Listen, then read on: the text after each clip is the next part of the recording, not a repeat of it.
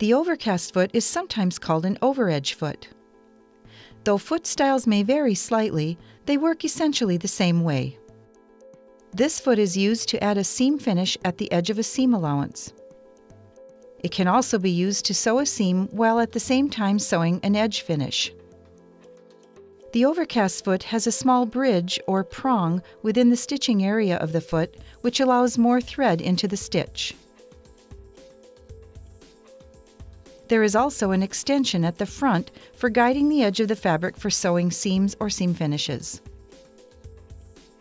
To sew a seam finish, guide the fabric along the extension at the front of the foot so that the right swing of the needle goes just off the raw edge of the fabric. You can use a zigzag, multi-stitch zigzag, or an overedge stitch.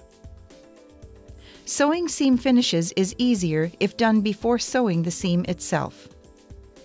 When the sewing is completed, the stitches and fabric will lay smoothly. Press when finished. To sew a seam and seam finish simultaneously, set the machine for an overedge or slant overedge stitch.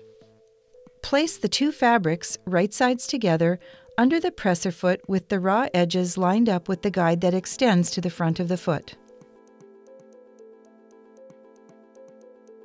Sew the seam.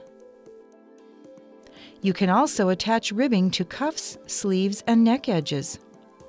Align the raw edges of the ribbing with the raw edge of the main fabric. Place them together along the edge of the presser foot. Stitch using an overedge or slant overedge stitch. Simply stretch the rib as you sew.